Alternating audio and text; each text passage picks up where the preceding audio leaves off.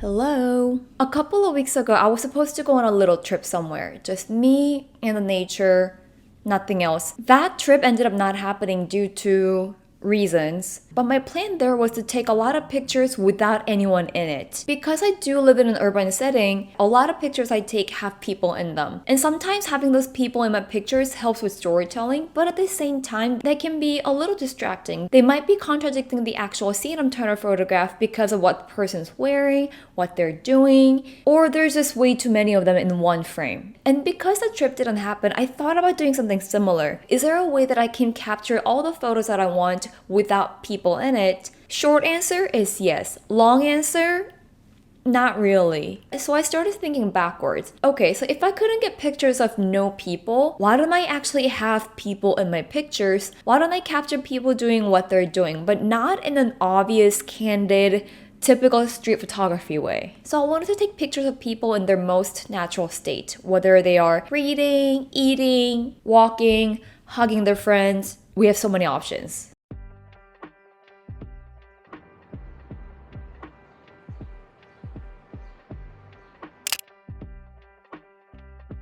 Along with liquor stores from my last video, I'm obsessed with diners. I photographed Clark Street Diner in the past, but because the place gets a little too crowded, I wanted to go to a different place. And this one was perfect. Her bouncy hair, the business outfit, her nude lipstick, and the notebook in front of her. This picture, in my definition, is perfect because of her. I wanted to walk up to her and say, hey, could I get a picture of your hand writing things down, get a picture of your notebook? But because I just do not want to interrupt people when they're doing something, just like how I don't want them to interrupt me when I'm doing my own thing, I decided to take this one picture from far away. If I could come back here with someone and have the person either read or draw in the journal, I would love to fulfill my dream of creating that diptych. So it will be on the left, this big picture of this person sitting, waiting for their food, reading or drawing, and the right picture most likely to be a top-down picture, or from the side slightly above, details of the hand holding the book or the hand holding onto a pencil and drawing.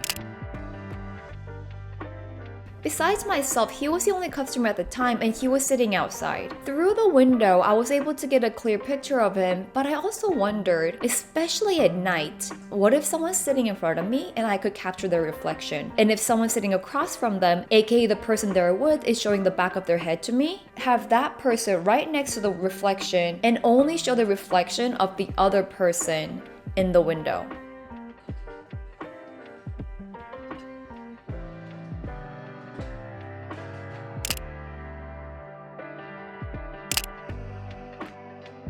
I briefly talked about taking a reflection picture, and this is my attempt. An attempt that was not an attempt, if that makes sense. I had my camera on the windowsill to sync with my phone, and the moment I saw this on my screen, I just took a picture. Now, this was originally a horizontal picture, and the guy in the reflection was not shown in the picture, so I ended up cropping it to make this.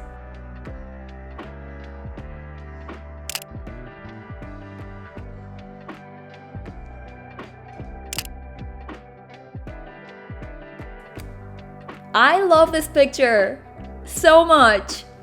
I wish I could see the cook in the kitchen clearly, but this to me is so good. Just look at the colors. This, I'm gonna have to say, is one of the top 5 pictures I took this year.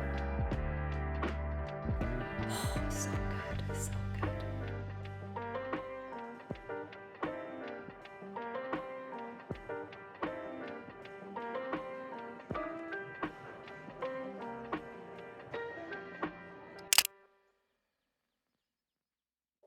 Something about this picture is kind of off. It might be the fact that the highlights are a little too highlighted and the table is just too yellow.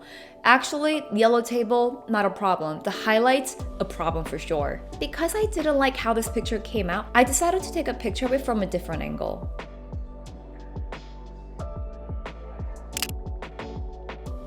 A little better.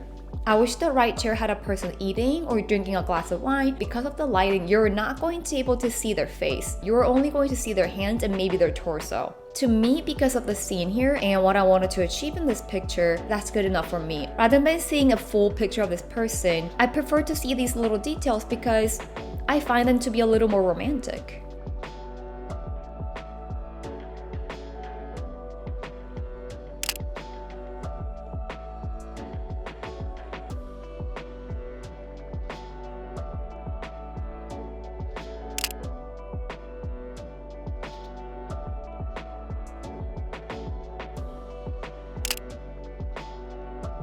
Not that every picture I take needs to tell a story, but this just didn't have anything. It's just a picture with a person in it. But I really liked the light over there, so I decided to wait for someone else to pass and see how that goes.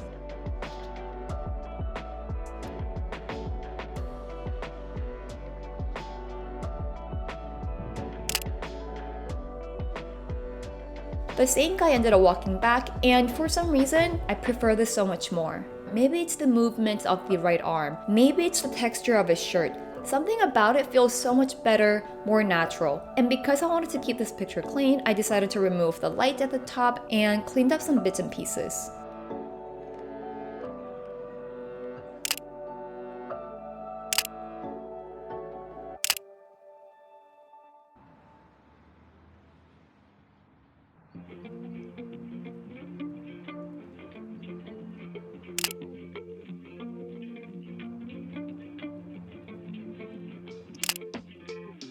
I am never in this area. It's called Frog Town. Do they have frogs? I don't know. Maybe? And it reminded me of this very specific spot in Kyoto. I wish I could find the pictures that I took, but this is what it looks like. And it immediately felt like I was at peace. Probably because Kyoto is one of my favorite cities. Probably because I was away from all the traffic here. Who knows?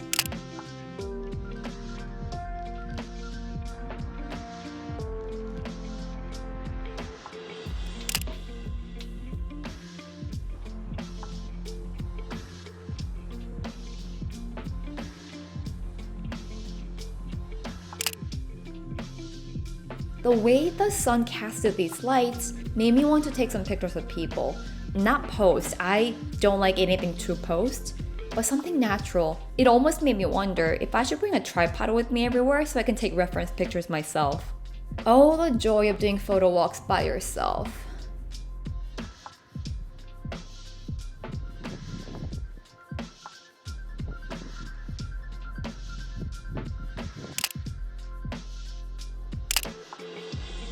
I saw this lady in roller skates reading, and I just had to ask her for a picture. So I did, she said yes, and here's my outcome.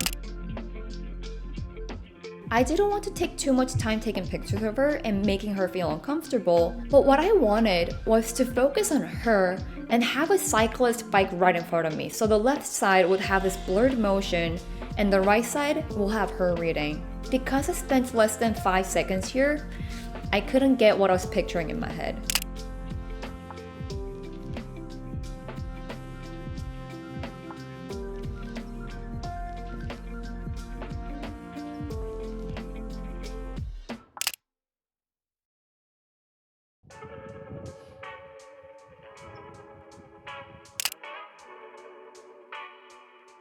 Quick question. What are your thoughts on AI? Generally speaking, I think it's amazing, but when it comes to creating art, I'm a little iffy about it. Reasons why? That's gotta be another video. But moments like this, I think it's very useful. What I wanted here was a cyclist on the road.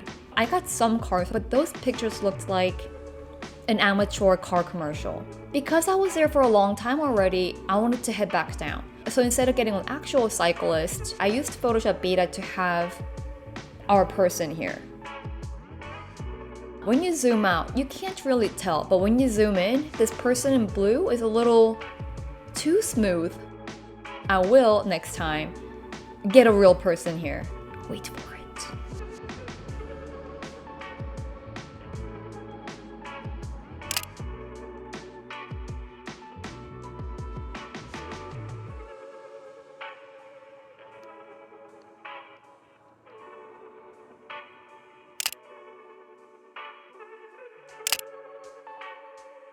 In one of my earlier videos, I talked about this thing called Slant Francisco. San Francisco, but slanted. And when I saw this house, because it was on a hill, that was the first thing I thought of.